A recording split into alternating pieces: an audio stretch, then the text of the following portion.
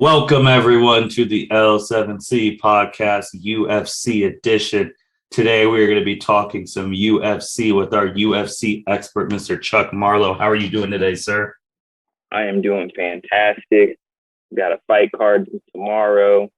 Got a UFC fight night coming to Columbus very soon again. It sounds like COVID doesn't cancel it. Well, I know what you're saying, that there was a fight that I was going to go to that COVID did cancel in 2020 in March. Yeah, March. I had some really good tickets around March. I think it was like a year or two, maybe even 2 years ago. Mm-hmm. And that's like right when COVID was really starting, and then they shut down the basketball games, and then everybody doesn't know what was going to happen. Everybody was trying to figure out what's going to happen because this was like when the pandemic was first starting. And then Dana White announced, because I had bought tickets to the event that was Cody Garbrandt and I can't remember who else he was supposed to fight, and Derek Lewis and Curtis Blades were supposed to fight. And that was supposed to be a big card here in Columbus, and then got the tickets, paid like $700, have some really good seats, and it got canceled. And so then I had to reach out to SeatGeek and stuff. It took like 3 months to get all that back because it was new to everybody, the whole pandemic. So no one knew what to do at the time. So hopefully this one doesn't get canceled. COVID looks like it's on the decline right now. But let's just hope it stays that way. Right. So Chuck, man, we actually, since last time we spoke, we actually have a card that happened with a big fight that you previewed. And then we also have some cards coming up in February. You had Francis versus Gane. That was the main event, and Francis came out on top. And I know you were waiting for this moment to like really get in depth with it, besides your tweets that you do during all fight cards, which if you're not following Chuck on Twitter, you really should be following him, especially during UFC fights, because Chuck tweets during every UFC fight and gives his take on all of them. So again, listen to Chuck, but also really follow him on fight nights, because he really does a good job on Saturdays. When there's times where I can't get a pay-per-view, I just go to Chuck's tweets, and then I feel like I'm watching it. Thank you. So Chuck, what happened in this pay-per-view, man? Like, let's just start with the top. Let's start with Francis. All right, so yeah, we're just gonna start with the big blockbuster that everybody was waiting for, which I want to say for the casual fans, it did not live up to the hype that they were expecting.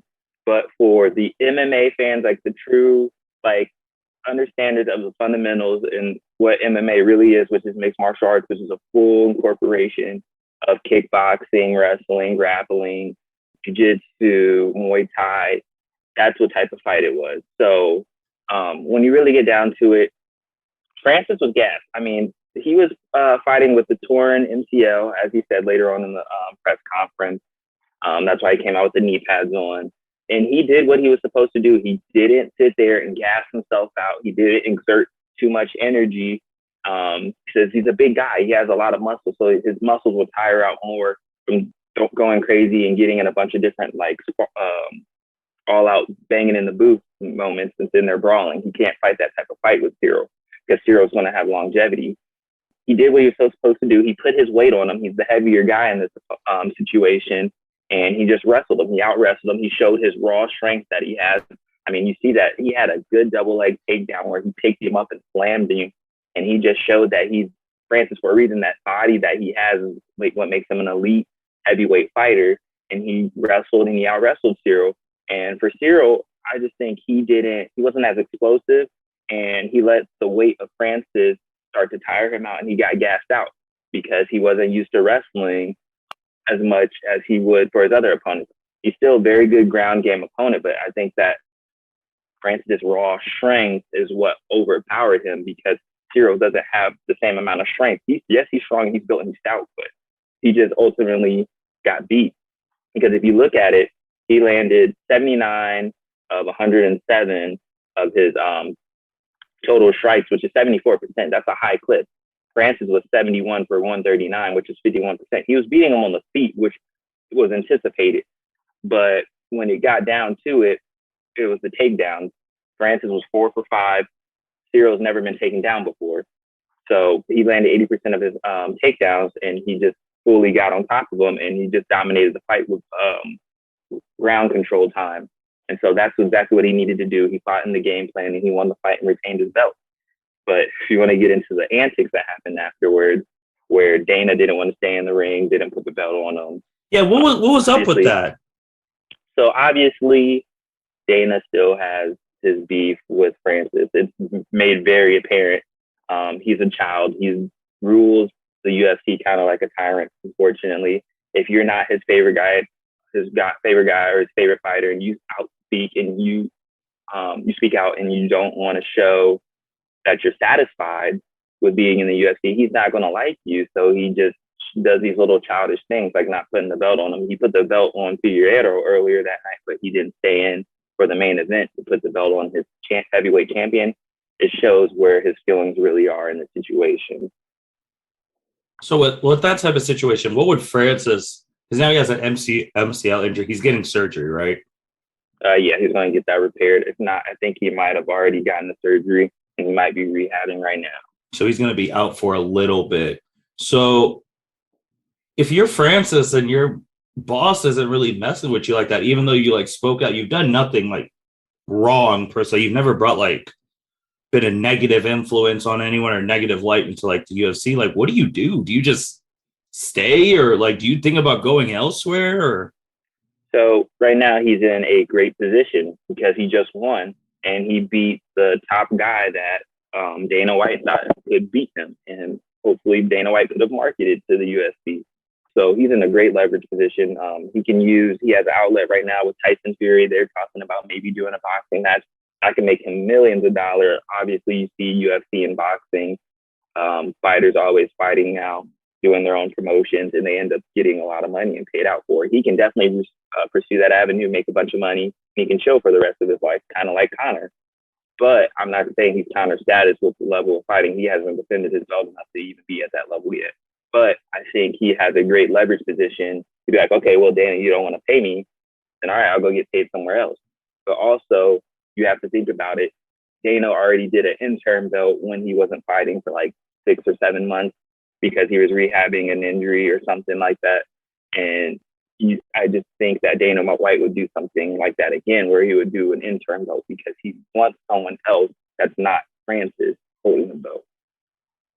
And then there was another thing that you were waiting until we recorded to actually get in depth about.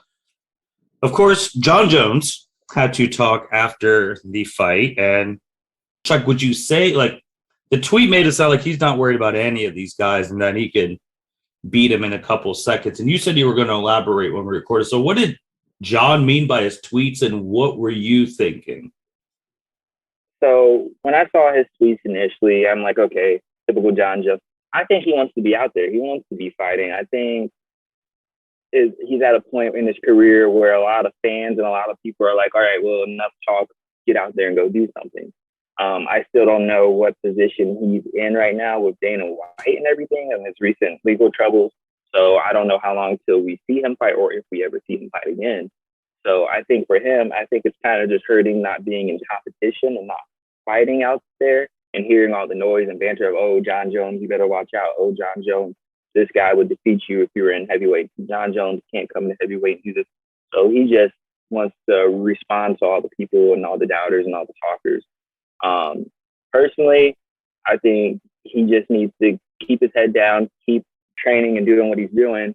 And if he can get into the UFC and fight at a heavyweight division right now, come and do it. Just keep your head down, stay out of trouble, keep your nose clean, literally and figuratively, and just get stuff done and get your belt and then show people what you can do and that you can fight at a high level.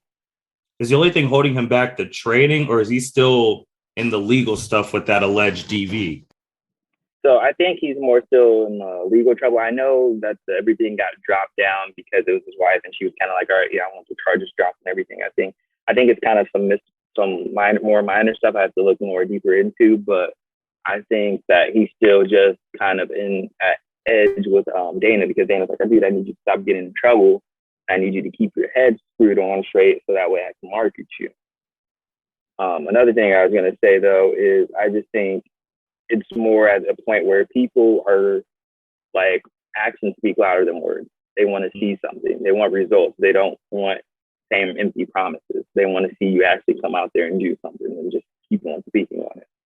Also with Jon too, I feel like anytime someone does something good now in the heavyweight or light heavyweight where it used to be, or if someone gets called the GOAT, he always comes out and like indirectly attacks him. I remember when Khabib retired at 30 or whatever and 0, and everyone was calling him like the GOAT, and then he just started like running through everyone like his stats compared to Khabib's. I'm like, dang man, Khabib's never said anything about you. Like, what is this about? It's more an ego thing, I think. I think just coming from like a line of 3 brothers, all of them are like competitive, and I think that he wants to be the best, and I think he wants it to be undoubtedly a fact that he's the best. He wants no discussion about it. He wants it to be Jon Jones is the best, hands down, the best pound for pound fighter, and that's the thing that bothers him is that he's not. And so I think that's why he gets into these little Twitter rants where he goes wide receiver drama mode, looking like Terrell Owens or Chad Ochocinco, and they're going on rants on Twitters and stuff. He needs to stop being Twitter fingers and just go out there and put the work in and go get it done like we know to do. Once he's fully at heavyweight and he's ready and no trouble, is it going to be a fight first, then title, or is it straight title? I don't know, because I think with the legal trouble, people are going to be like, well, I'm going to see him fight first. I think you put Ciryl up against him because Cyryl's someone who just recently lost to the champ. He's still a 2 seed. There's still a bunch of heavyweight fighters that aren't on the same level as him. So it's probably him or Derek Lewis that you put him up against, and you see, okay, he can fight at the heavyweight division, so let's put him up for the title, because we already know what type of elite fighter he has, a background that speaks for himself. It's just whether or not we can see it, but we just want to see if he could implement it into heavyweight or not. Because the big thing about that is he's putting on a lot of weight. He's putting on like 50 pounds. He's not used to having that 50 pounds when he fights. So it's also putting on a healthy 50 pounds. You don't want to just stack on 50 pounds of weight and then you're like, okay, you're not used to moving at that weight. You get tired more quickly. You're not as fast. You have to start getting everything molded correctly in order to fight at that weight. Gotcha. Chuck, off of this 270 card, were there any decisions that are going to have a big impact with UFC going forward in 2022 besides the main event? Oh, yeah, without a doubt, the fight of the night, Figueiredo versus Brandon Moreno, another barn burner, another historical fight, and what will be – so this is the first time they had UFC fighters fight each other 3 times in a row for the title. So now you look at the way that fight went down, they're probably going to go for a 4th fight. Really? There's no ifs, ands, or buts. Everyone wants the 4th fight. You're tied at 1-1-1.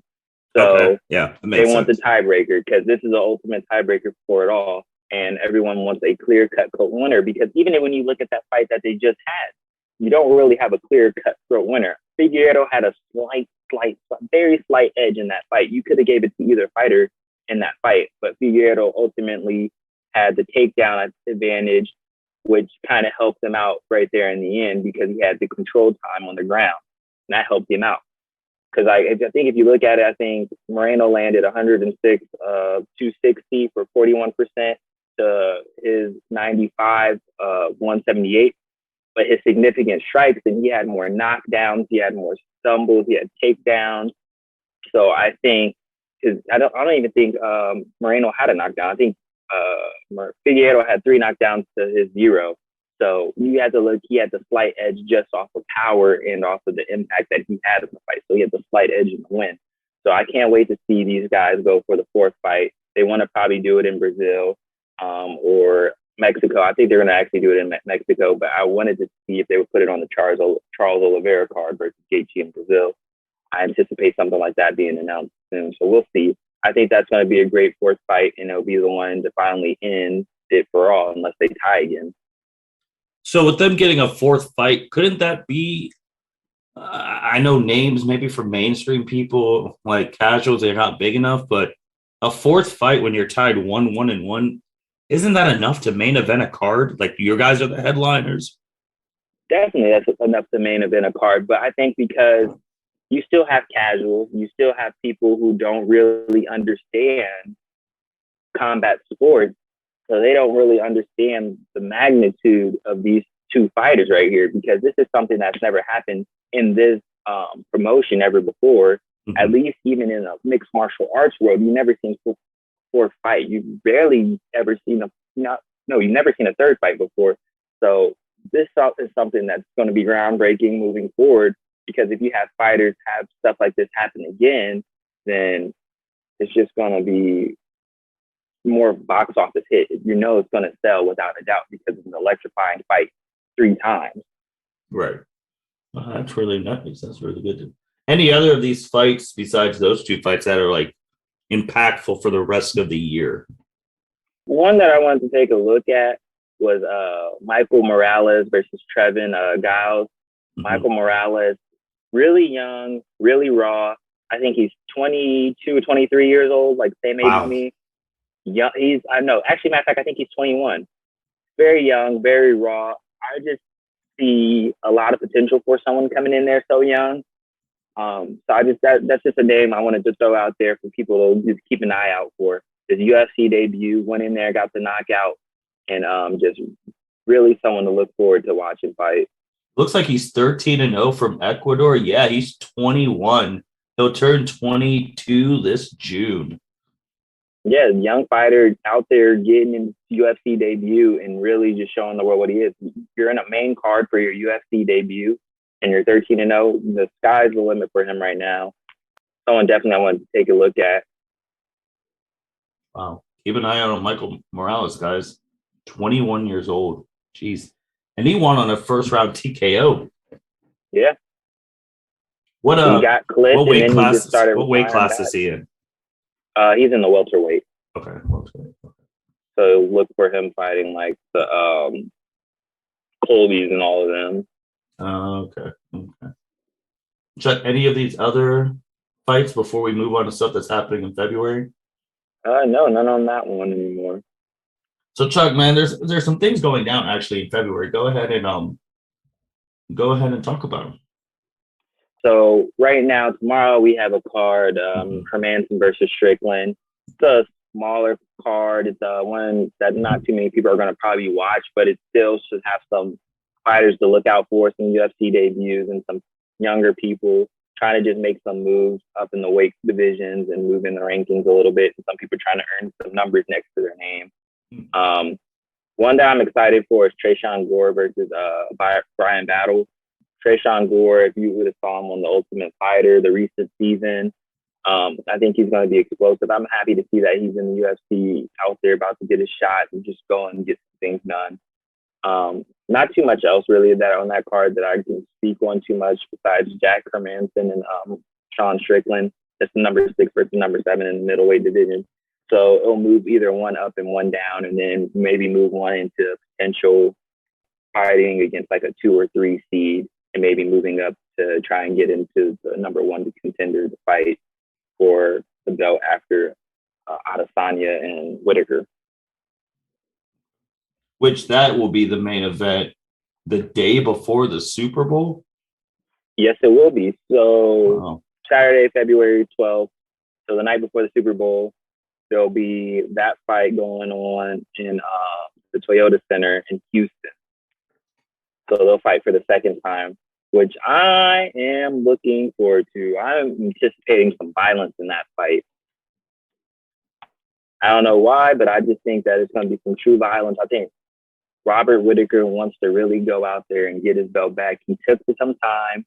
He grinded it out. He redid his game plan. He's redoing himself as a fighter, and I think he's going to go out there and really try and get his belt back, and he's going to fight with some violence. And he's going to put some pressure on Adesanya that he hasn't felt before, hopefully. And I'm hoping for a big, explosive fight. I kind of want Robert Whitaker in this one. Is that where you're leading right now?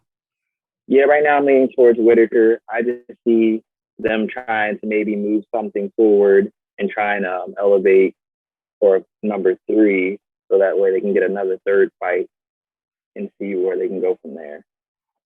Win or lose, Israel, is him and Jon Jones, are they still going back and forth on Twitter, or has that stopped completely? It stopped recently. Nothing new lately because obviously John's not doing anything. And the more John speaks out, it's really not doing anything but just adding credibility to Adesanya. I anticipate after that fight, win or lose, regardless of who wins in that fight, Jon Jones will have a tweet that night. He'll say something, and he'll definitely say something about the co-main event, Derek Lewis versus Ty. So we're going to see how that goes because he's definitely going to speak out once he sees a number 3 heavyweight contender fighting. He's going to say something, so that way people can always just mention his name.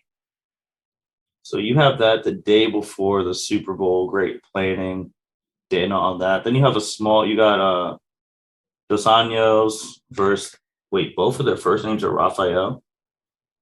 Yeah. For February 9th, okay. For February 19th. And there's a couple February more fights. And then you get to March 5th, Covington versus Mazda. I mean, that's March 5th. The battle of ex-best friends. Wow. So that one's going to be a very personal fight. So there are definitely 2 brawlers, 2 people who are going to go out there and throw some hands. So that's going to be an electrifying fight for the fans. I think everyone's going to look forward to seeing that one because everyone loves Covington. Everyone loves Masvidal. 2 people who run their mouth, talk a bunch of shit. So it's going to be a bare knuckle fight. They're going to be banging in the booth and sitting there brawling. So I think it's going to be a really good one for the fans. Who would you favor? I know it's still a month away, but who would you favor right now? I favor Covington. Okay. I think Covington has shown more of a chance against Usman than Masvidal has. I think in each fight Masvidal had against Usman, you can say Usman definitely outclassed him each time because the first fight, he just whooped his ass, controlled him the whole time. Second fight, knocked him out. Covington, at least, he puts up a fight. He can go to the decision. He can sit there and actually contend with him. He can maybe clip him. He can hurt him. He can actually catch him sometimes. I haven't really seen that too much from Masvidal. What other? I saw something. I don't know if it was a rumor. I know we got to bring him up, but Conor fighting this summer. Is there any validity to that? So there's always going to be some announcement or a little hype. You got to keep him somewhat relevant because if he sits out in the dark too long, then everyone's going to forget about him. So Conor's going to obviously just try and make some noise here or there. Say, hey, maybe I might be fighting someone, or call out a few fighters or say this, that, the other, just to make sure his name keeps relevant in everyone's mouth. So that way, if a fight does happen, he will sell as a box office hit. I don't know. Dana's always his buddy, so he can come and go as he pleases. So I wouldn't be surprised if he fought in the summer. Wouldn't be surprised if he fought in December. He'll fight whenever he feels like it, and it'll probably be against someone notable, but not super notable. And if he loses, he'll throw a tantrum. Or if he wins, he's going to say, I want the best, and he'll get the title shot. I just don't get what his motivation would be unless he wants to be back in it because it's what he loves. It's obviously what made his fortune. But the past couple of years, man, he has not been winning when he fights. Yeah, and that's the thing. So for some people, they can't accept if they're not at the top anymore. And for some people, I think for him, it's really, you have to put in the work to be back at the top. And the question is, do you want to put in that work to be at the top? Or are you satisfied with the life you already have? And are you content? The thing is, that's what makes true champions, whether you're content or whether or not you want more. Mm-hmm. And right now, I don't know, no one knows really if he wants more or if he's content. Because lately, he's been content. Okay. And then off of the UFC, because we said this on your first one of the year, how is your journey going with training and all of that, trying to be an amateur fighter? So recently got my power rack built in my garage, working on buying a wrestling mat, trying to get that set up in the garage too. Got me some training equipment and stuff. So I'm doing a lot of home training right now. A lot of home videos and stuff until I get back to a regularly scheduled program because I'm still working at the hospital. So I'm working 12-hour shifts a day. And I'm just finding the time in between to just lift and stuff. So over the year, I think I was at 215. Right now, I'm currently down at 165. Lost 50 pounds my year and maybe a half. So I'm back to a good weight. Now I'm just trying to get to like 185, 190 walk around weight. So that's the stage I'm at, just trying to get my body back in a healthy state, running, getting cardio in, healthier lifestyle. So I'm just trying to mold my body first before I get back into real raw cut training, because I don't want to just go into it just still in this gas position, not entirely healthy. Chuck, is there anything else before we sign off today? Well. Uh-oh. Look forward to Amanda Nunes and Juliana Pena, The Ultimate Fighter. It was just announced probably like maybe 45 minutes ago. The Ultimate Fighter, a new season will be coming out. Obviously, to build up some hype for their next fight when they go up for the belt again. That kind of doesn't catch me by surprise, but at the same time, I can see Amanda maybe losing on purpose, so that way they can promote the UFC, promote the Ultimate Fighters another season, so that way they can build up more fight for those two. I don't know. It sits well with me, but it doesn't sit well with me at the same time, because I feel like Amanda is so much better than what she was that day still. It still doesn't sit well with me. They just announced that 45 minutes ago? Yeah, let me check my Twitter timeline, because I know I got the notification not too long ago before I was about to hop on, and I was like, oh, well, I have something else to talk about for sure today. Yeah, that was about 45 minutes to an hour ago. What card do you think they would fight in this year? If we got 272 coming up, I'd say probably it'd be about UFC 274, 273. Probably around April, May. I say May because May is usually the time that they do it. Yeah, so they announced it 34 minutes ago. And it's season 30 will premiere on May 3rd on ESPN. So they'll probably actually fight, say, around August, September timeline. And I'd say it's probably like UFC 276. Okay. Because you got to put on like a UFC event like every month pretty much. So that'll probably be the timeline of it.